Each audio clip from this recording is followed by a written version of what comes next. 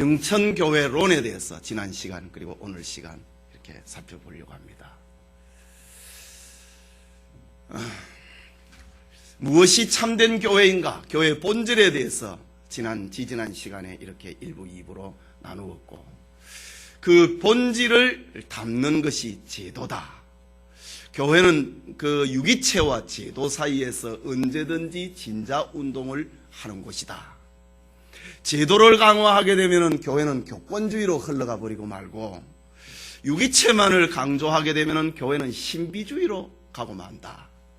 그래서 깨어있는 교회, 살아있는 교회, 개혁교회는 언제나 제도와 유기체 사이에 어느 한쪽을 치우치지 않으려고 몸부림을 해야 된다. 팽이가 쓰러지지 않으려면 늘 돌아야 되듯이 유기체로 혹은 제도로 한쪽으로 치우치지 않기 위해서는 우리는 늘 서 있어야 된다. 깨어 있어야 된다. 제도라고 하는 것은 유기체를 담는 그릇이다. 그렇기 때문에 그릇이 없이는 무엇을 담을 수가 없다. 그러나 아무리 그릇이 좋다 할지라도 그 담는 내용이 잘못되면 그것은 의미 없는 것이다. 그래서 유기체도 제도도 다 중요하다. 교회의 직분도 중요하다. 교회의 정치도 중요하다라는 것입니다. 그러나 이렇게 제도와 직분이 세우는 이유가 무엇인가?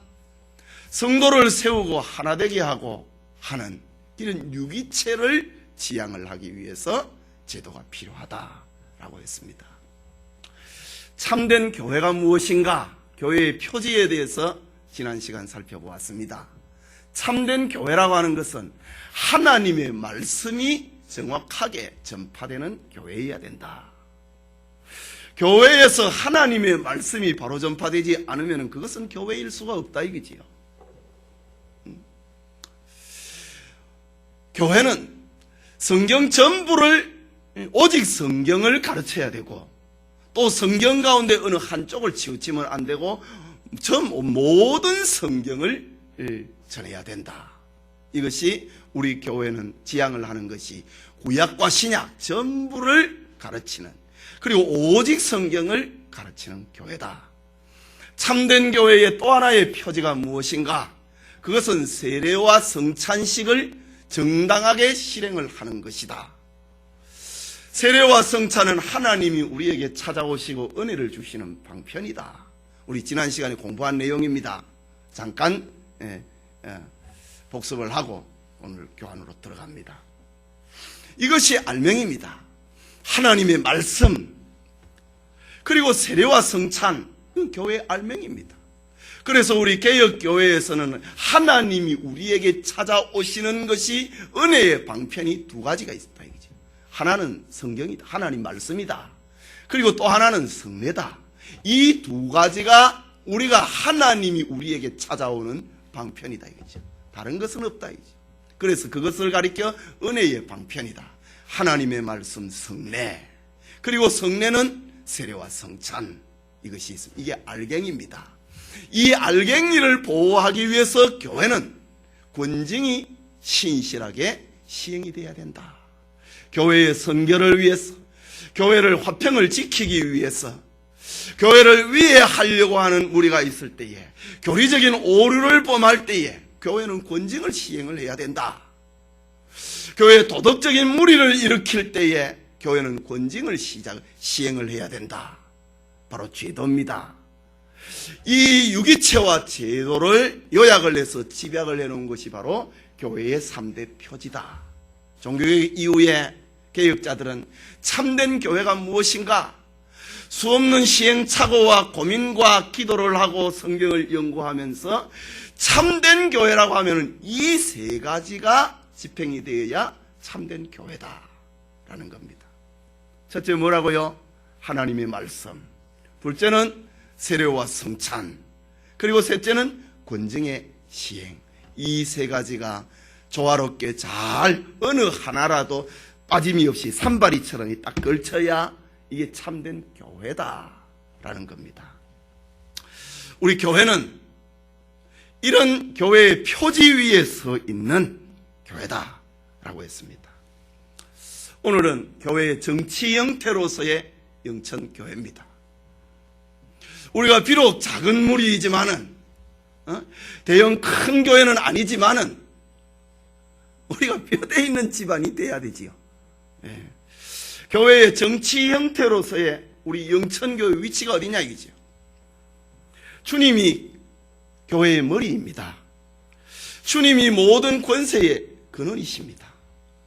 그리고 주님께서 성도와 교회를 통치하시는데 하나님의 말씀과 성령을 통하여서 교회를 다스려 나가십니다. 바울이 밀레도에서 3차 전도 여행을 끝을 내고 예루살렘에 돌아갈 때에 밀레도에서 저 에베소에 있는 교회 장로들을 청하여 놓고 마지막 설교를 할 때 이런 말을 했습니다. 사도행전 20장 28절에 너희는 자기를 위하여 또는 온 양떼를 위하여 삼가라. 성령이 저들 가운데 너희로 감독자를 삼고 하나님이 자기 피로 사신 교회를 치게 하셨느니라. 에베소 교회 장로입니다. 요즘 표현으로 하면 목사와 장로입니다. 이들을 바울이 다 불러놓고 너희들은 늘 깨어 있어야 된다. 성령께서 너희를 감독자로 세웠다. 성령께서 주님의 교회를 치게 하셨다라고 이야기를 했습니다. 지상의 교회는 이런 원리에 따라서 교회의 머리는 주님이고 그리고 교회에 직분자를 세워갖고 양무리를 돌아보게 하셨는데 이런 것을 적용을 하는 데는 다양하게 나타납니다. 예, 그것이 바로 교회의 정치 형태라고 하는 겁니다. 첫째는 교황 정치가 있습니다. 로마 카톨릭과 히랍 정교회와 러시아 정교회와 저 아프리카 정교회, 여러 정교회의 형태에 애가 취하고 있는 교회의 정치 형태입니다. 로마 교회는 자신들이 교회 안에 사도들의 직접 후계자라고 합니다. 특별히 12제자 가운데 자기들은 베드로의 후계자라고 합니다. 예수님이 마태복음 16장에 너는 베드로라. 내가 너에게 천국의 열쇠를 맡긴다라고 하는 이런 예수님이 하신 말씀이 있습니다. 로마 카톨릭에서는 이 말씀을 문자적으로 해석을 합니다. 그래서 베드로가 초대 교황이다 라고 이야기를 합니다. 그러면은 그 다음 문장에 나타나고 있는 베드로를 향하여서 예수님이 하신 말씀, 이 사탄아 물러가라, 이건 어떻게 됩니까? 그것도 문자적으로 해석을 해야지요. 그러니까 교황은, 참 베드로는 초대 교황일 수가 없는 것입니다. 교회를 어떻게 예수님이 베드로 위에 세운단 말입니까? 베드로의 개인 갈대와 같은 예수님을 3번 모른다고 부인을 하는 이런 갈대와 같은 베드로의 인격 위에 어떻게 주님의 십자가의 피로 세운 교회를 베드로 위에다가, 베드로의 입에다가 다 집어넣을 수 있단 말입니까? 그럴 수 없는 일이지요. 너는 베드로라. 이 위에 반석 위에 내가 교회를 세우겠다라고 했습니다. 그 반석이 무엇이냐? 마태복음 16장 그 위에 절에 16절에 주는 그리스도시요 살아계신 하나님의 아들이십니다. 이 신앙 고백 위에 교회는 서 있는 거예요. 베드로의 인격 위에 서 있는 게 아니고 신앙 고백 위에 서 있는 것입니다. 또 원어적인 입장으로 보면은 페트로스, 베드로의 이름, 예수님이 시몬이라고 하는 이름 불러갖고 그의 이름을 고쳐서 개명을 해서 베드로라고 이름을 지어줬습니다. 그 베드로라고 하는 이름은 그 돌이라고 하는 말입니다. 페트로스라고 하는 말입니다. 시몬이라고 하는 말은 갈대라고 하는 말입니다. 갈대는 흔들리잖아요. 베드로의 성격이 그렇게 흔들렸습니다. 좌충우돌했지요. 너는 좌충우돌하는 사람이지만 너의 이름은 이제는 큰 돌이 될 것이다. 바위가 될 것이다. 페트로스라고 했습니다. 그런데 예수님이 베드로에게 이야기를 하실 때 너는 베드로라. 이 반석 위에 내가 교회를 세우겠다라고 했습니다. 너는 베드로라, 페트로스라. 그 다음에 이 반석이라고 하는 헬라말은 페트라입니다. 페트라는 헬라말로 여성명사입니다. 베드로 페트로스라고 하는 말은 남성명사입니다. 남성명사하고 여성명사는 같이 합할 수가 없습니다.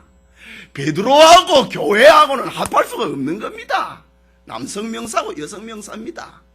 이 페트라, 거대한 반석입니다. 베드로는 그냥 돌이고, 큰 돌이고, 반석이라고 하는 것은 산만한 돌을 두고 하는 말입니다.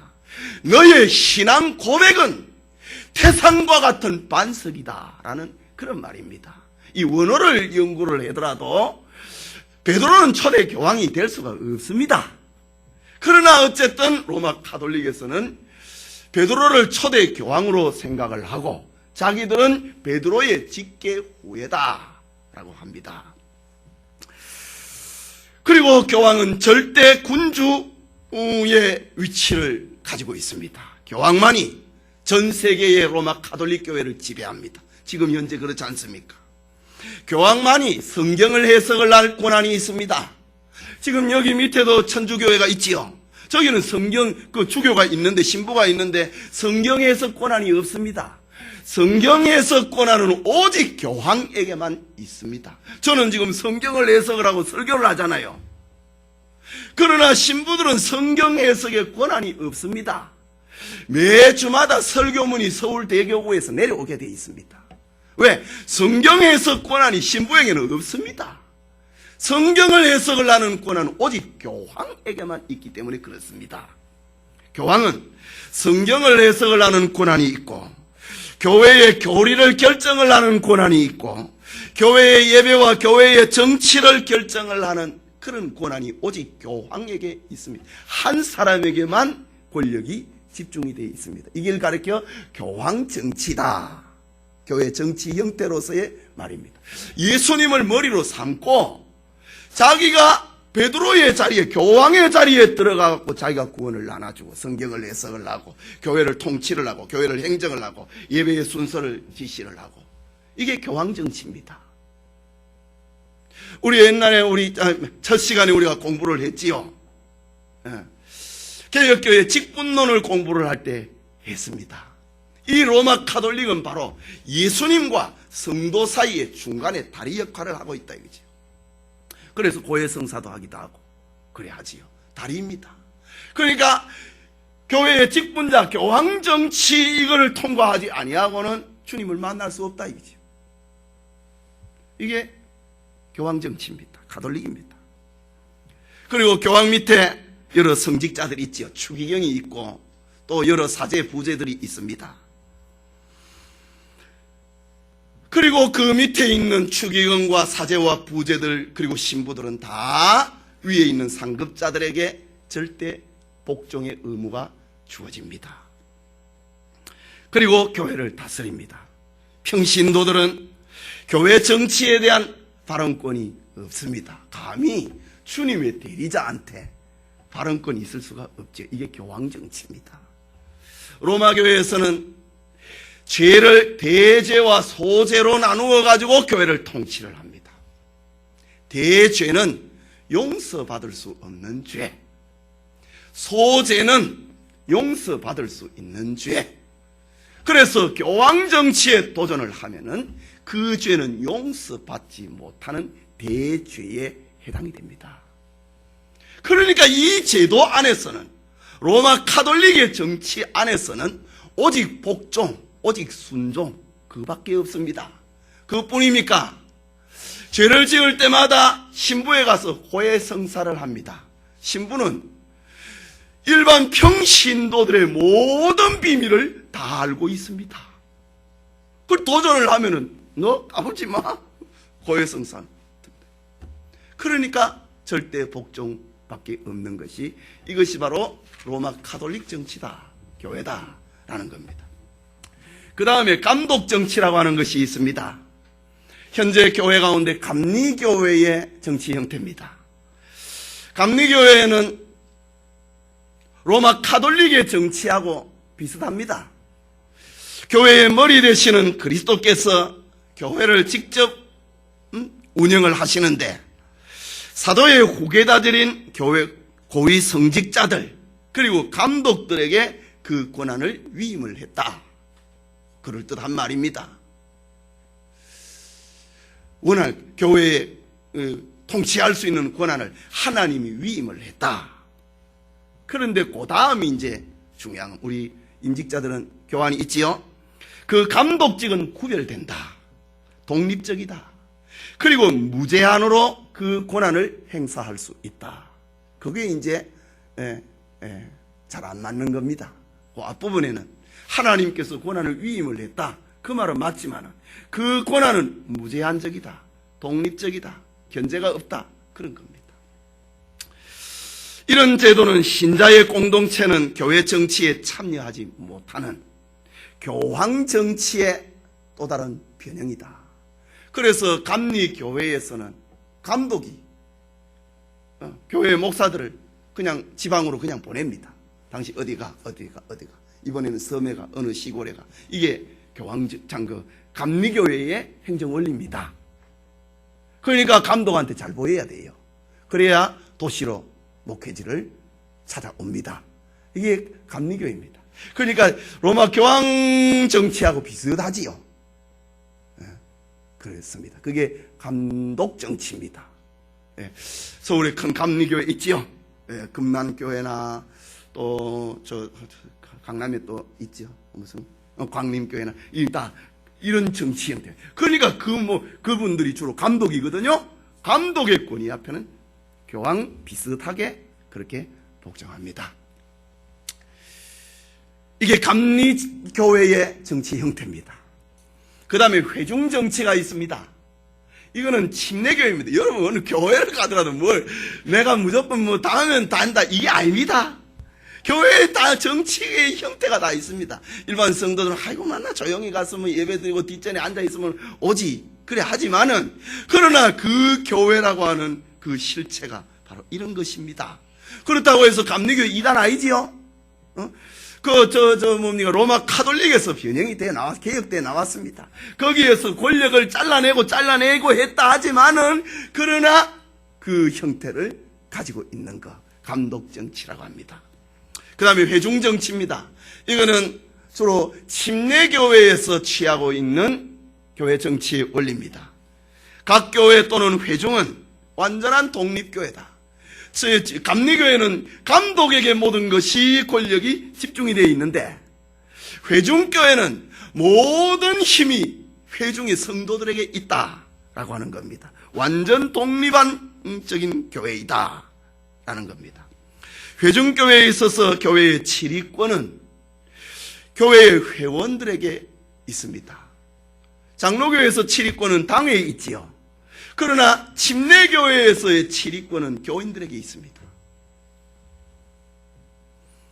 그러면은 교회에 다양한 직원이 있고 가르치는 목사가 있고 또 장로들이 있고 또 여러 회원 원래는 침례교회는 장로가 없는데 요새는 장로 세웁니다. 왜? 회중교회 모순이 너무 많이 드러나기 때문에 그걸 보완하기 위해서 이래 합니다. 그러나 여러 직분자들을 세우는 것은 가르치는 그 일만을 위해서 있다. 교회의 집사는 재정을 관리하는 그 일만을 위해서 있다. 또 차량을 운행하는 관리하는 사람은 그 차 관리에게만 모든 권한이 그 사람에게만 주어진다라는 겁니다. 교회의 회원으로서 그들이 가지고 있는 그 이상의 권한이 없는 것, 딱 자기에게 부여되어 있는 그 일만 하는 것. 목사도 여러 회원 가운데 하나일 뿐이다. 이게 침례교회입니다. 그럼 그런 교회 스타일을 원하면 침례교회로 가면 돼요. 나는 무조건 복종해야지. 그럼 감리교회로 가면 돼요. 또 성당으로는 가면 안 되고. 그 다음에 장로교 정치가 있습니다. 이것은 보통 우리 교회가 같이 장로교회입니다.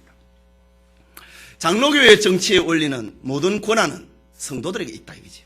기본권은 성도에게 있습니다. 이런 원칙 하에 성도들이 투표를 해갖고 뽑은 사람, 목사와 장로입니다. 이분들에게 그 권한을 위임을 하는 겁니다. 그래서 우리 처음 시간에 공부했지요. 위임을 해갖고 그러니까 우리 장로교회 정치의 원리는 예수님을 머리시고 그 다음에 성도입니다. 이 성도들이 회중정치처럼 이렇게 되면은 너무 산발적이 되니까 이게 질서가 안 잡히니까 직분자를 세운다 이거지요. 그런데 그 직분자는 성도들을 섬기기 위한 직분자를 세우는 것입니다. 섬기기 위한 직분자를 세우는데 그들에게 권한을 위임을 하는 것입니다. 그런데 권한을 위임을 하는데 장로의 일을 잘 못 본다, 목사의 일을 잘 못 본다, 그럼 투표를 해갖고 다시 심사를 하는 겁니다. 이게 장로교 정치 원리입니다. 교회의 모든 직분자들은, 목사는, 그리고 장로는, 집사는 교인들을 섬기기 위해서 필요한 것이다. 이게 장로교 정치입니다. 그래서 이게 이제 여기 장로교 정치에서 또 변형이 되어 간 것이 민주주의입니다. 그리고 국회 있잖아요. 우리 백성들이, 이 땅의 백성들이 국회의원을 뽑아갖고 국회의원들로 하여금 법을 제정을 하고 뭘 하고 하는 것처럼. 그러나 마음에 안 들고 잘 못하면 4년 후에 투표 다시 하는 거예요. 그래서 떠나버리는 거예요. 그래서 원래 우리 장로교회 안에는 3년마다 한 번씩 장로 심의 투표를 할 수 있습니다. 그러나 오늘날에는 이런 심의 투표를 잘 안 해요. 이게 이제 점점점 변형이 돼 갑니다. 장로가 세워졌다. 이렇게 할 경우에 3년마다 한 번씩 투표를 하면 장로가 얼마나 정신을 차리겠습니까? 그렇겠지요? 여러분, 나는 항존직이다라고 하는데, 여러분, 항존직이 뭐지요? 공부했습니까? 항존직이 뭡니까? 목사, 장로, 집사, 이 항존직이지요? 거의 착각을 하는 경우가 많습니다. 나는 항존직이다 생각을 합니다. 항존직이라고 하는 말은 주님이 재림할 때까지 이 직분이 계속이 된다고 하는 말입니다. 내한테 있는 직분이 계속되는 게 아니고, 오늘날의 사람들은 장로 되면 그걸 자기가 항존직인 줄 알아요. 물론 맞습니다. 항존직이라고 하는 말은 주님이 재림하실 때까지 장로라고 하는 직분, 목사라고 하는 직분, 집사라고 하는 직분, 교회를 세우기 위해서 필요하다라고 하는 그게 직분이지, 그런 의미에서의 항존직이지, 내가 장로가 됐다, 내가 집사가 됐다, 나는 항존직을 받은 사람이다. 그거 아닙니다. 3년마다 한 번씩 투표를 해갖고 떨을 수도 있어요. 그러니까 정신을 차려야 됩니다. 그거 가만 놔두면은 자꾸 정신을 안 차리는데 늘 깨어 있어야 된다 이거지요. 그러니 이제 한국 교회는 잘 안 해요. 이게 개인에게 붙어 있는 직분이 항존직이 돼버리니까. 그런데 보세요. 만약에 항존직이라고 하면 평생 내가 집사다. 항존직, 이번 집사 받잖아요. 평생 나는 집사다. 그 말 맞습니다. 서리 집사는 1년마다 임명받지만은 안수 집사들은 항존직 맞습니다. 만약에 그렇다면은 나에게 있는 직분이 항존직이라면 장로 되면 안 되지. 안 그렇습니까? 어떻게 나에게 있는 직분이 바뀔 수 있단 말입니까? 그러니까 그거는 여러분에게 있는 직분이 항존직이 아니고 집사라고 하는 이름, 이해하시겠죠? 장로라고 하는 이름, 목사라고 하는 직분, 그게 교회를 위해서 예수님 재림할 때까지 있는 직분이다. 그런 측면입니다. 여러분, 개인을 위해서 있는 게 아니고.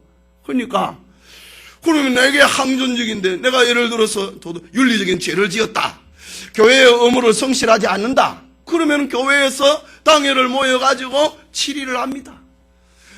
집사 제명을 시키든지 면직을 시키든지 이렇게 합니다. 그런데 어떻게 나에 있는 직분을 다시 거둬갈 수 있단 말입니까?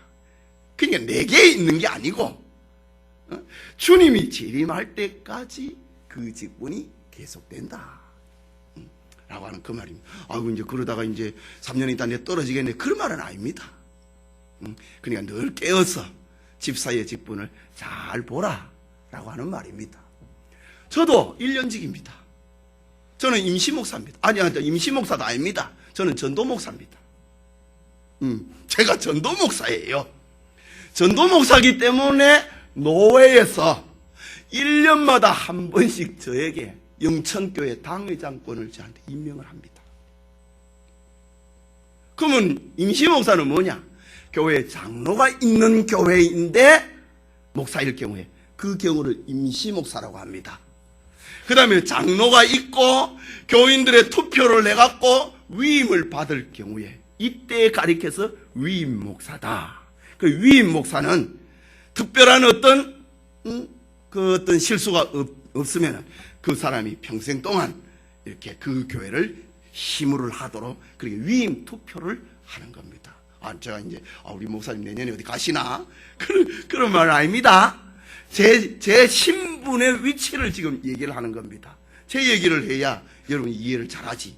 여러분들이 있는 집사, 권사, 장로 다 마찬가지다 이 말입니다.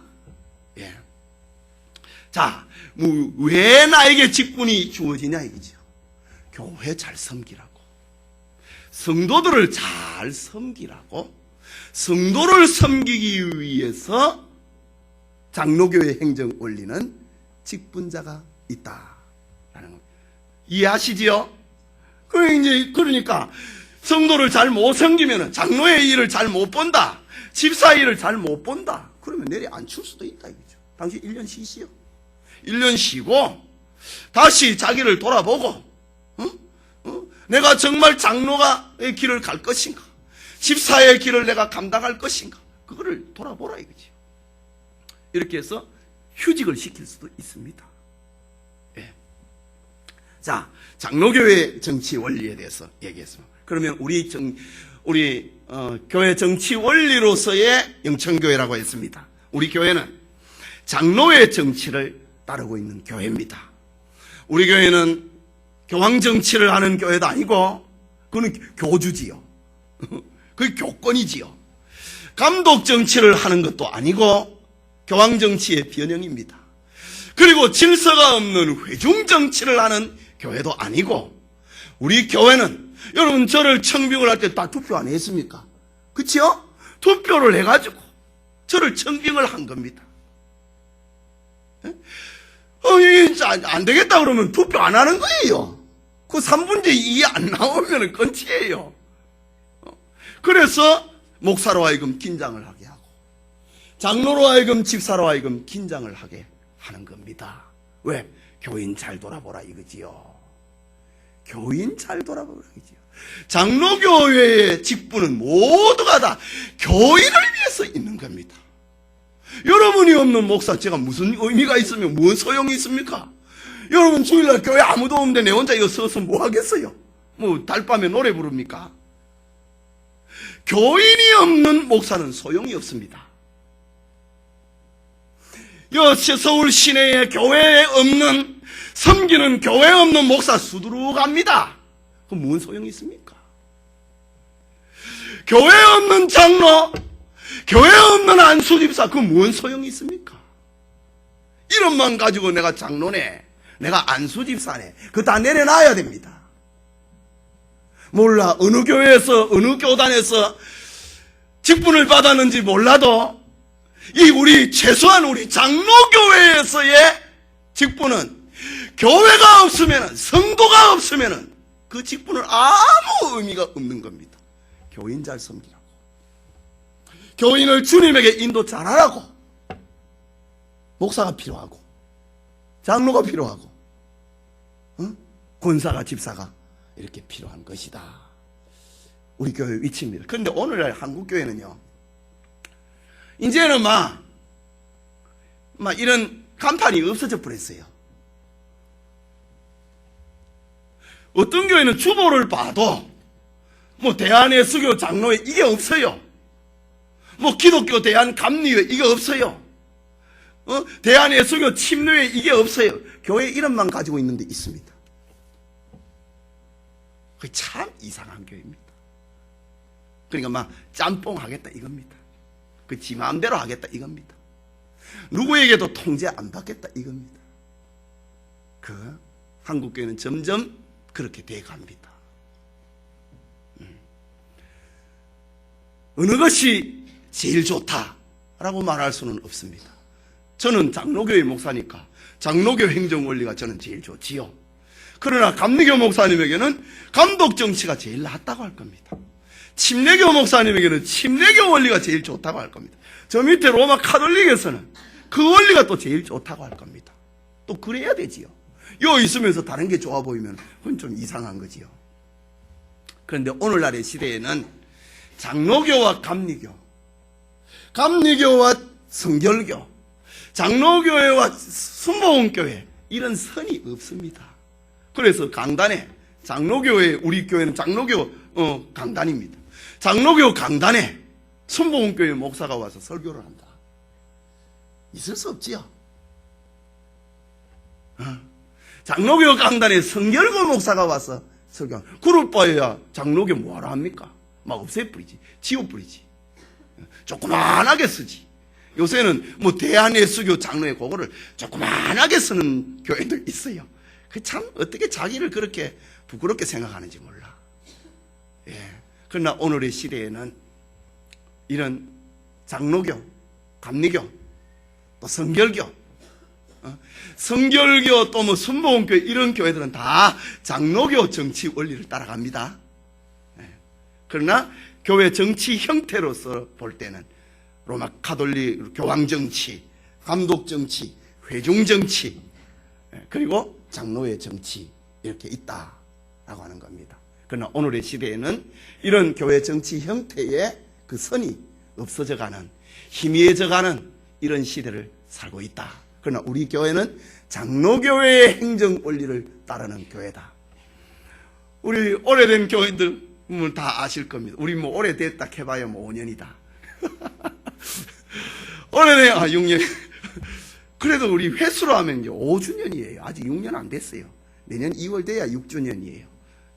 이번에 임직반 분들은 5주년 기념 임직입니다. 6주년 아직 안 됐어요. 내년 2월 돼야 6주년이에요. 우리 전에 조금 이렇게 경험하신 분이 있습니다. 교회 안에 교회 운영위원회가 있어요. 장로교 간판을 달아놓고 참 너무 무식해요. 장로교 간판을 달아놓고 교회 운영위원회가 있습니다. 참, 제가 가서 그 운영위원회 깨버렸지요. 장로교회 무슨 운영위원회? 운영위원회는 저 침례교회에 있는 거예요. 침례교회에 무슨 운영위원회가 있지. 장로교회에는 목사, 당회가 있고 재직회가 있고 공동회가 있지. 장로교회 안에 무슨 교회 운영위원회가 있습니까? 그래 옛날에 그분들 저한테 한 방 먹었지요. 장로교회는 장로교회 간판을 달았으면은 장로교회의 정치 원리를 따라가야지. 간판은 장로교회에 달아놓고 교회 행정은 뭐 운영위원회를 만들어 가지고 그래 뭐 회중 정치를 하고 뭐 그런 게 있습니까? 그 이제 신학이 없으면 교인들은 지금 마음대로 어디가 보니까 좋은 거예요. 그거 따라온 겁니다. 그러면 차라리 교회 이름도 바꿔야지. 대한예수교 장로회 하지 말고 기독교 대한침례회요 하면은 운영위원회가 이해됩니다. 장로교회 안에는 운영위원회 없습니다.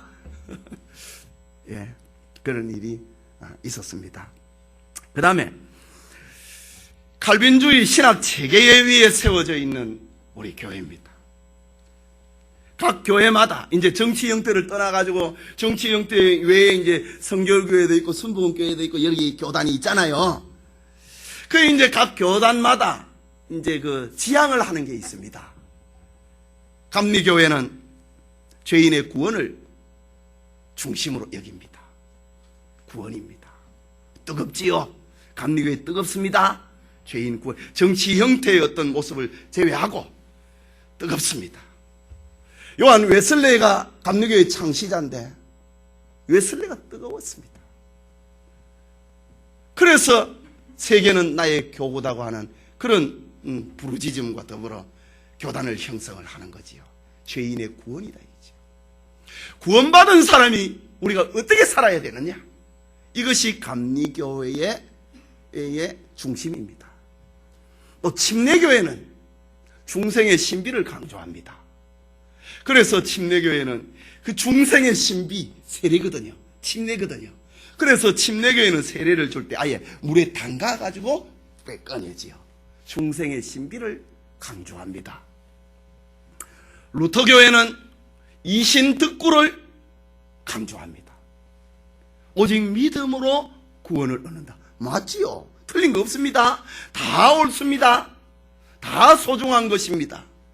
루터교회는 이신득구를 강조를 합니다.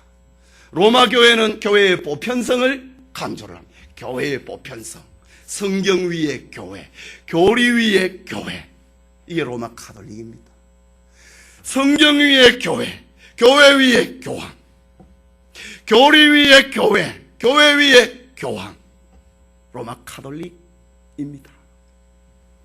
그러나 또 순복음 교회가 있지요. 순복음 교회는 신앙의 체험을 강조합니다.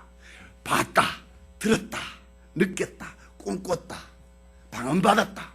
이 순복음 교회에서 지향을 하는 겁니다. 다 필요합니다. 그러나 우리 개혁주의 교회, 우리 교회가 몸담고 있는 우리 현주소는 개혁주의 교회입니다. 이 개혁주의 교회는 물론 다른 거 다 인정을 합니다. 그러나 우리는 하나님 주권 사상과 성경을 최고의 권위로 부르짖습니다. 그래서 우리 교회는 늘 성경을 가르치고 우리 교회는 늘 하나님의 주권 사상을 가르치는 겁니다. 그게 장로교회의 본래 모습입니다. 장로교회는 하나님 주권이다. 그리고 성경이다. 이것이 장로교회가 지향을 하고 있는 방향이다. 우리 교회는 왜 방언 운동을 안 합니까? 우리 교회는 순복음 교회가 아니니까 그래요. 이해하시겠죠? 우리 교회는 개혁주의 교회이기 때문에 오직 성경 그리고 하나님 주권 사상 이것을 강조한다. 방언 무시하는 거 아닙니다. 있습니다. 저도 체험을 했어요. 그러나 그것이 우선이 아니고 우리 교회는 개혁주의 교회다. 중생의 신비 중요하다. 그러나 그것보다도 하나님의 주권이, 하나님의 은혜가 더 중요하다. 이것이 우리 교회가 위치하고 있는 자리다. 우리 교회에 집사된다, 권사된다 라고 하면은 최소한 우리 교회의 정체성에 대해서는 알아야지요. 여러분이 안 알면은 누가 알아주겠어요, 우리 교회를. 제 혼자서 암만 얘기해봐야 별 의미가 없지요. 우리 이제 이 목회를 돕기 위해서, 성도를 세우기 위해서 집사를 세운다, 권사를 세운다. 그러면 우리 교회 위치를 알아야 됩니다. 자, 그러면 이제 우리 구역 모임을 한다. 또 전도회 모임을 한다. 가정에서 또 어디에서 할 수 있잖아요. 할 수 있는데 내가 어디 보니까 말이야, 텔레비에 보니까, 기독교 텔레비에 보니까 말이야, 방언운동 멋지게 하더라. 그리고 막 안차를 하고 기도를 하고 병을 놔줬더라. 우리도 한번 해보자. 그거는 우리 교회가 지향하는 게 아닙니다. 우리 교회는 하나님의 주권과 하나님의 말씀이다. 그 가운데 하나님께서 기적을 역사하신다 라고 하는 겁니다. 하나님의 말씀을 듣는 동안에 네 가슴이, 우리의 가슴이 뜨겁지 아니하더냐? 그 속에 내 인격이 변화가 되고 하나님의 말씀을 듣는 동안에 내 삶이, 내 가정이 변화가 되고 내 병이 치료가 되는 것, 이게 바로 개혁주의의 목회 원리다 라는 겁니다. 우리는 은사운동을 하는 그런 교회가 아니다. 그렇다고 해서 한다고 해서 정죄할 건 아니지만은, 그러나 우리 교회에 가는 방향이 그렇다. 집사님들 이해하시겠죠? 어디서 다른 데서 봐가지고 봤다고 무조건 쫓아가고 그러면 안 됩니다. 뼈대 있는 집안이 돼야 돼요. 아마 우리 교회가 크면은 제 말이 좀 힘이 더 있을 텐데 아직 적으니까 그렇지요. 제가 옛날에 이런 강의는 경양교회에서 피택자들 모아놓고도 이런 강의 했습니다. 그때는 제 말이 아주 힘이 있었어요. 사람들이 많이 들어주니까. 그래서 이제 작 닫고, 강의 내용은 똑같습니다.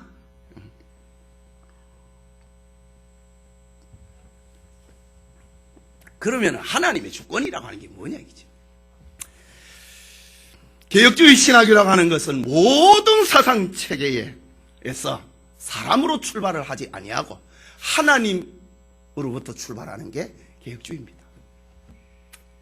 나로부터 시작하지 아니하고 하나님으로부터 시작한다 이죠. 하나님이 왜 이 일로 나에게 일어나게 했을까? 라고 하는 것. 하나님으로부터 시작하는 겁니다.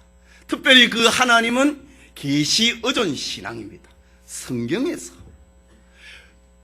오늘 우리의 삶에, 내 가정에, 내 개인에, 우리의 사회에 일어나는, 세계 전반에 일어나는 모든 현상을 성경 속에서 찾는 것이 개혁주의입니다. 사람으로부터 찾는 게 아니고 성경으로부터 찾는, 그 계시 의존 사색. 계시라고 하는 것은 성경입니다. 성경 의존 사색, 성경 의존 신앙. 그것을, 그 출발이, 개혁주의 신앙의 출발이 바로 그겁니다. 그리고 모든 현상에서 하나님의 손길을 보는 것, 하나님의 손길을 찾아내는 것, 이게 하나님 주권 사상입니다. 그리고 내가 할 수 있는 것은 기도하는 자세로 삶을 사는 것,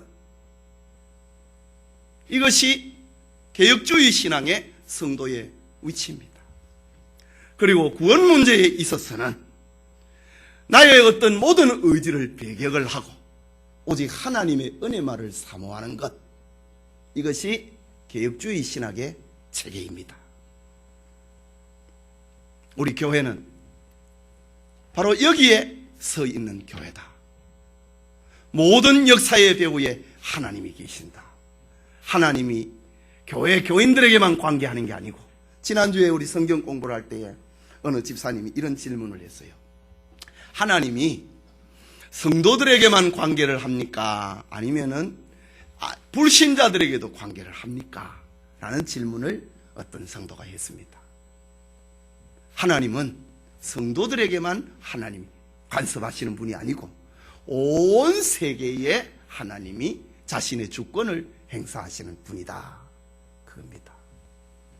그리고 우리 성도들은 역사 속에서 하나님의 손길을 찾아내는 것, 그리고 우리의 삶은 기도하는 자세로 겸손하게 사는 것, 그리고 구원 문제에 있어서는 오직 하나님의 은혜만을 소망을 하는 것, 이것이 개혁주의 교회의 성도의 모습이다 라는 겁니다. 자, 그 다음에 한 단락만 더 하고 조금 전에는 신학의 체계 위에서의 우리 교회의 위치를 찾았습니다. 개혁주의 교회다. 그 다음에 세계 역사관과 설교 사역으로 본 영천교회입니다. 세계 역사는 하나님의 주권적인 산물로 봅니다. 다니엘서에 보면은 하나님께서 왕권을 느부갓네살에 넘기기도 하고 다시 회수하기도 하십니다. 하나님은 유대인에게만 간섭하시는 하나님이 아니고 하나님은 전 역사 속에 개입을 하시는 하나님입니다. 이러한 전제 가운데서 개혁주의 교회의 역사관은 이렇게 펼쳐집니다. 세계 역사의 중심은 구속사라고 하는 겁니다. 세계 성경에 보면은 세계 역사의 큰 중심을 해석을 하는 경우가 몇 군데가 있습니다. 세계 역사 가운데 큰 패권주의 국가는 7개의 국가가 등장을 합니다. 그래서 요한계시록에서는 7마리의 짐승이라고 표현을 했습니다. 다니엘서는 돌로 표현을 했습니다. 신상으로 표현을 했습니다. 짐승으로 표현을 했습니다. 그 첫 번째 짐승은 무엇인가? 애굽이라고 하는 패권주의 국가입니다. 둘째에 아수르라고 하는 국가입니다. 바벨론이라고 하는 국가입니다. 그 다음 네 번째는 메데와 페르시아라고 하는 국가입니다. 그 연합국입니다. 그 다음에 헬라, 그 다음에 로마. 요한계시록에는 로마 다음에 또 한 마리의 짐승이 등장을 한다. 우리는 지금 그 짐승이 등장하는 시대에 7마리 짐승이 활동을 하는 시대에 우리는 살고 있습니다. 세계 역사의 중심은 구속사다. 그렇다고 보면은 애굽이라고 하는 나라의 존재 의미가 무엇인가? 저들은 선민 이스라엘의 번성의 터전으로 역할을 하는 것이 애굽이라고 하는 나라입니다. 하나님이 아브라함에게 큰 민족을 이루게 하겠다고 약속을 했습니다. 그러나 이 약속을 성취하는 장소는 가나안이 될 수가 없습니다. 거기에는 전쟁이 많은 지역이기 때문에 거기에서는 민족이 번성할 수 없습니다. 민족 번성의 자리로 야곱의 시대에 와가지고 야곱과 그 아들을 애굽에 보내가지고 그 75명의 자녀들이 400년 세월을 사는 동안에 큰 민족을 이루었습니다. 장정만 60만 명, 약 200~300만 명의 민족을 이루었습니다. 그 민족을 이루었을 때 하나님께서는 이스라엘 백성들을 애굽에서 빼냈습니다. 그런데 빼내는데 애굽이 안 뺏기려고 몸부림을 했습니다. 하나님의 운행을 하는 그 바퀴에 애굽은 나라가 망하고 말았습니다.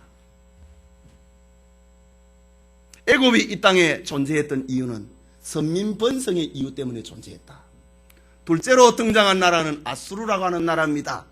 아수르라고 하는 나라가 세계의 패권주의 국가로 애굽 다음에 등장을 했는데 그 나라의 역할이 무엇인가?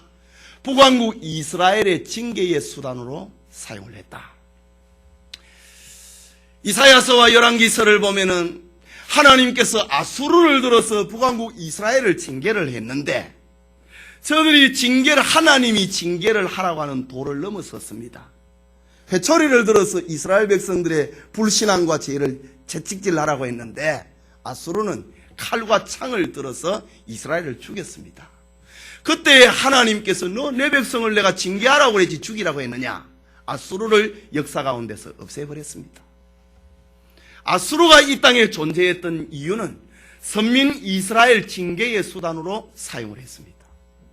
그 다음에 등장을 했던 패권주의 국가는 바벨론이라고 하는 나라입니다. 바벨론은 남왕국 유다의 징계의 도구로 하나님이 섰습니다. 아수르에게처럼 너가 저 유다 백성을 좀 징계를 해야 되겠다. 저들이 우상을 섬기고 있다. 하나님 신앙을 잃어버렸다. 징계를 했습니다. 그런데 바벨론이 유다 백성을 징계를 하고 난 다음에 그것으로 끝나지 아니하고 예루살렘 성전에서 가져온 그 거룩한 성물들을 가지고 바벨론의 왕 벨사살은 잔치를 벌이고 술잔으로 만들었습니다.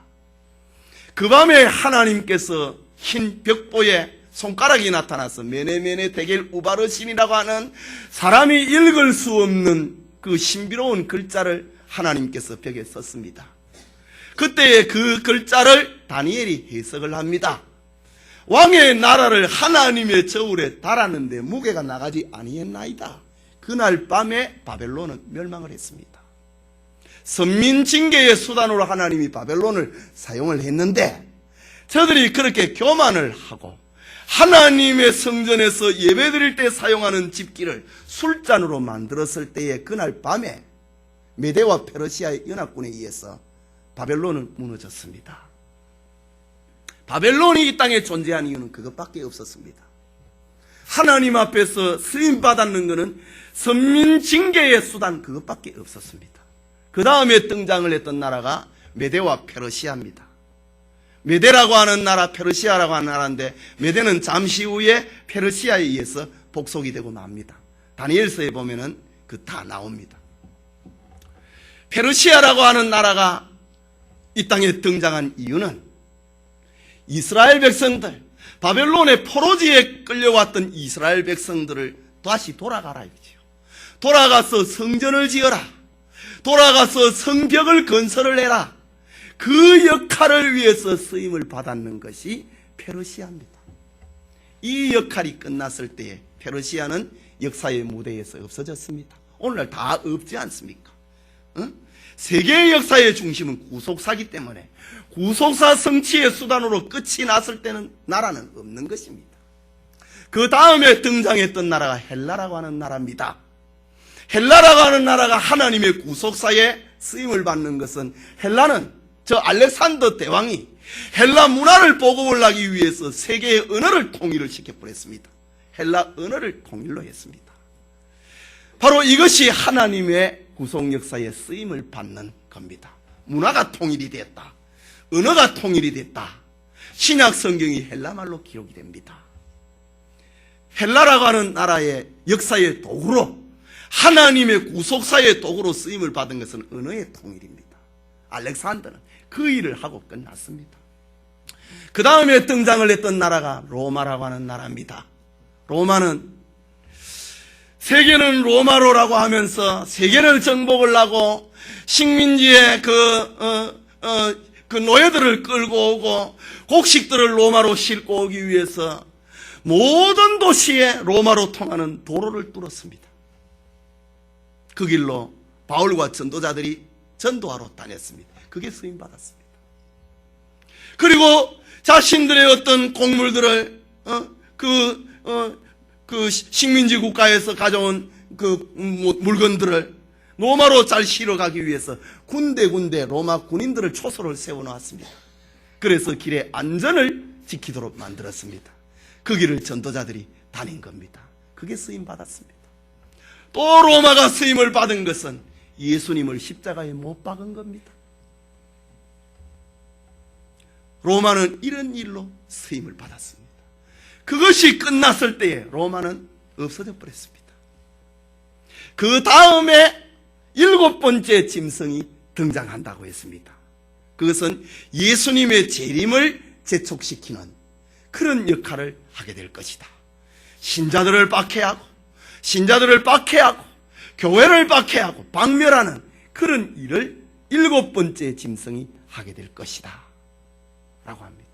어떤 사람은 과연 7번째 짐승이 무엇인가에 대해서 때로는 공산주의다, 때로는 로마 카톨릭이다, 때로는 무슬림이다 라고 하지만은, 그러나 우리는 그 7번째 짐승의 정체에 대해서는 우리가 아직은 잘 모릅니다. 앞으로 그 정체를 드러내게 될 것입니다. 자, 세계의 역사 마지막 7번째 짐승은 교회를 박멸을 해가지고 신자를 핍박을 해갖고 하나님께서 성도들이 환난당하는 그 날을 줄이기 위해서 예수님이 재림을 한다. 7번째 짐승이 역사에 쓰임을 받게 되는 역할입니다. 이런 역사 속에서 우리는 살고 있다. 그 구속 역사의 중심은 무엇인가? 예수님이다. 여인의 후손으로 예수님을 보내주겠다고 했습니다. 셋의 후손으로, 노아의 세 아들 가운데 셈의 후손으로, 아브라함의 후손으로 출애굽과 광야 시대를 통과하고 왕정 시대를, 포로 시대와 그 후기 시대를 통과하면서 그 역사의 중심은 무엇인가? 교회다. 예수 그리스도다. 자, 그 다음에 예수 그리스도의 이 구원 운동은 어디를 통해서 나타나느냐? 국회를 통해 나타나느냐? 학교를 통해서 나타나느냐? 구청과 동사무소를 통하여서 이 구속운동을 하나님이 전개하시는가? 아니다. 어디를 통해서 전개하신다? 교회를 통해서 하나님의 구속 역사를 전개하신다 라는 겁니다. 그렇기 때문에 교회가 없는 세계는 존재 의미가 없는 것입니다. 교회가 그렇게 소중한 것입니다. 사람들의 입에 오르고 짓밟히기도 하지만은, 그러나 교회는 역사의 알갱이입니다. 교회가 없이는 인류 역사는 존재 의미가 없는 것입니다. 세계사의 중심은 구속사다. 구속사의 중심은 예수 그리스도다. 예수 그리스도의 구속운동은 교회를 통해서 나타나기 때문에 그렇다. 그렇기 때문에 교회가 있는 동네는, 밤하늘에 십자가가 반짝이는 교회는 아무리 어두운 시대를 산다 하더라도 희망이 있다. 왜? 교회가 있기 때문에 그렇다. 그리고 예수 그리스도의 교회 운동은 무엇을 통하여서 나타나는가? 이 말 하려고 지금 하는 겁니다. 설교를 통해서 나타난다. 교회는 설교를 통하여서 하나님의 구속운동을 전개를 합니다. 교회는 복지단체가 아닙니다. 교회는 사회운동을 하는 단체가 아닙니다. 교회는 이웃을 서로 사랑하지 않은 그런 단체가 아닙니다. 교회는 설교를 통하여서 죄인을 구원하는 집이다. 이것이 바로 지금 세계사의 중심으로부터 시작해서 교회의 구속운동은 설교를 통해서 나타난다. 설교가 그렇게 중요한 것입니다. 설교운동의 결과가 무엇인가? 죄인 구원입니다. 그리고 하나님 앞에 영광을 올려드리는 것입니다. 그러니까 전 역사 세계에서의 중심은 하나님의 말씀이다. 하나님 말씀 운동을 하는 것이다. 우리 영천교의 정체성입니다. 비록 밖에서는 알아주지 아니해도 우리는 역사의 주인입니다. 교회가 없는 세계는 있을 수가 없습니다. 교회에 하나님의 말씀이 바로 전파되지 않는 교회는 의미가 없는 것입니다. 설교 사역이 그렇게 중요한 것입니다. 또 다른 측면에서 볼까요? 학문과의 관계에서의 비교론적인 관점에서의 봅니다. 일반 학문과 신학이라고 하는 게 있습니다. 학문의 가장 기초적인 것을 상식이라고 합니다. 그 다음에 단계의 학문은 과학이라고 합니다. 그 과학 다음의 학문에 대해서는 철학이라고 합니다. 철학 다음의 학문에 대해서는 신학이라고 합니다. 비교론적인 측면에서 보더라도 신학은 최고의 학문입니다. 또 신학 가운데 이론 신학과 실천 신학이 있습니다. 신학교에 가게 되면 제일 먼저 배우는 것이 성경을 어떻게 해석을 할 것인가, 주경신학을 배웁니다. 주경신학을 배우는 거 왜 배우느냐? 성경을 바로 해석을 하기 위해서, 교리를 세우기 위해서 주경신학이 필요합니다. 그 교리가 교회의 역사 가운데서 나타납니다. 그 역사 가운데서 마지막 클라이막스는 실천신학입니다. 우리의 삶입니다. 성도의 삶입니다. 그러니까 삶이 따라오지 아니하는 신학, 그게 무슨 소용이 있습니까? 이론신학과 실천신학과의 관계에서의 최고의 위치는 실천신학이다. 그리고 실천신학 안에서도 여러 학문이 있습니다. 그 가운데 설교학도 있습니다. 목회학이 있습니다. 목회를 어떻게 행정적으로 잘할 것인가 배웁니다. 상담학이 있습니다. 어떻게 교인을 상담할 것인가 공부를 합니다. 그거 다 실천신학입니다. 예배학이 있습니다.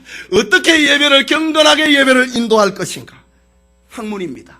전도학이 있습니다. 어떻게 전도할 것인가, 교회를 어떻게 행정적으로 잘 운영을 할 것인가 행정학을 배웁니다. 또 신방을 어떻게 할 것인가 신방학을 배웁니다. 이런 모든 실천신학 가운데 마지막 클라이막스는 설교학입니다. 뭘 하기 위해서? 무엇 때문에 신방이 필요하냐 이거죠. 무엇 때문에 목회가 필요하고 무엇 때문에 행정이 필요하고 설교 바로 전달하고 바로 듣게 하기 위해서 모든 실천신학이 필요한 것이다. 지금 신학 공부 비슷하게 합니다. 그런 측면에서 볼 때에 설교는 최고봉이다. 교회의 최고다. 그러니까 교회에서 여러 직분자들은 목사의 설교 사역을 돕아야 된다라는 겁니다. 그것이 바로 교회의 성도들을 섬기는 것입니다. 이것을 돈을 나눠주고 도와주고 이래 하는 거, 그거 인본주의 사랑으로 끝나면 안 된다 이거죠. 그렇게 하는 이유가 무엇인가? 목사님 설교 잘 듣게 하기 위해서 그게 필요하다 이거죠. 그러니까 우리의 직분은 성도들이 교회에 와갖고 목사님 설교 잘 듣게 하기 위해서 그게 필요하다 이거죠. 또 한 측면에서 볼까요? 목회를 100이라고 생각을 합시다. 복음주의 교회와 개혁주의 교회의 형태를 지금 얘기를 합니다. 목회가 100이라고 합시다. 100이라고 할 때의 설교가 10, 상담이 10, 교육이 10, 또 행정이 10, 이렇게 만들어갖고 100을 만들어내는 거. 이런 경우 있잖아요. 이런 교회를 가리켜서 복음주의 교회라고 합니다. 오늘 서울의 사랑의 교회나 온누리 교회의 형태입니다. 교회 가운데 설교는 어느 한 부분이다 이지. 그리고 다른 부분을 채우기 위해서 교육을 합니다. 100을 만들기 위해서 신방을 합니다. 100을 만들기 위해서 이웃을 돕습니다. 이걸 다 모아갖고 100이 된다. 이게 복음주의 교회입니다. 이 온누리교회, 사랑의 교회, 교회 형태입니다. 설교를 강요 안 합니다. 강조 안 합니다. 교육을, 신방을, 상담을, 그러니까 교회에 막 얼마나 부서가 많은지 몰라요. 그게 다 모아갖고 100이 되니까. 그게 복음주의 교회입니다. 그럼 개혁주의 교회는 무엇인가? 설교가 신방을 하는 겁니다. 제가 여러분의 집에 다 안 가지만은 지금 신방을 하고 있다 이거죠. 그치요? 여러분을 일일이 불러갖고 교육을 안 하고 있지만은 설교를 통해서 여러분을 교육을 하고 있습니다. 개혁주의 교회는 뭔가? 설교가 교육을 한다. 설교가 신방을 한다. 설교가 상담을 한다. 설교가 모든 것을 다 하는 이것이 개혁주의 교회입니다. 이거를 잘 하기 위해서 직분이 필요하다라는 겁니다. 그래서 칼빈은 교회에서 목사가 얼마나 중요한 것인가를 그렇게 강조했던 것입니다. 이게 개혁주의 교회입니다. 그러나 오늘날 한국교회는 설교는 뒷전으로 물러가고 설교에서 은혜가 안 되니까 다른 교육 프로그램으로만 채워버립니다. 만족을 시켜버립니다. 뭐 간증을 내갖고 설교의 은혜 못 받고 간증을 통해서 은혜 받게 만들어버립니다. 그러니까 교회 안에 여러 프로그램이 많습니다. 한번 보세요. 뭐 안 가봐도 됩니다만은 설교의 은혜가 안 되니까 교회에 여러 교육 프로그램이 있습니다. 아버지 학교, 엄마 학교, 자식 학교, 아기 학교 뭐 그래 다만 그 중에 하나만 은혜 받아라 이거죠. 그게 복음주의 교회입니다. 이 교회. 그러나 개혁주의 교회는 그게 아닙니다. 설교가 신방을 하고 교육을 하고 치료를 하고 상담을 하고 설교가 다 영향력을 미치는 것. 이게 바로 개혁주의 교회다. 우리 교회의 형태는 바로 이런 것이다. 이것을 돕기 위해서 장로를 세운다. 장로를 세워갖고 뭐라고 합니까? 신방을 갖고 지난 주일날 목사님 설교 은혜 받았습니까? 이게 장로교 행정원리입니다. 장로를 세우는 본래 목적입니다. 지난주에 목사님 설교 은혜 받았습니까? 왜 은혜 못 받았습니까? 나는 은혜 받았는데. 이게 장로 세우는 제1원리입니다. 그래서 교회의 중직자는 교인에게 가서 설교에 은혜 받았는지 확인을 하는 겁니다. 그게 직분을 세우는 이 개혁주의 교회입니다. 개혁주의 교회의 본래 직분을 세우는 이유입니다. 이유가 뭐냐? 은혜 못 받은 이유가 뭐냐 이거죠. 우리가 설교의 승부를 갈라야 되는데 은혜를 못 받은 이유가 무엇입니까? 내가 집안에 여러 염려가 있어갖고 그거 생각하다 보니까 오늘만 설교를 못 들었어요. 다음에 잘 들을게. 그렇게 하도록 하세요. 못 들었습니까? 제가 설교 들은 거, 제가 은혜 받은 거 이래 요약해 드릴게요. 그게 상담입니다.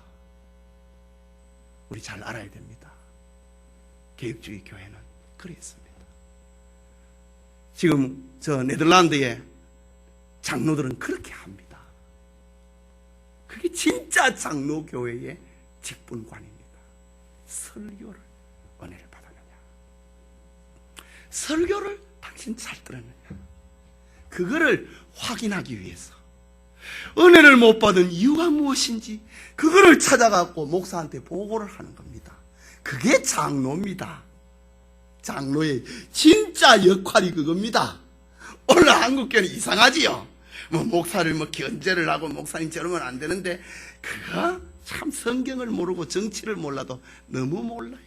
좀 모르면 배우면 좋겠는데 배우지도 안 하고 장로를 세워. 헌법책에 보세요. 나와 있다고.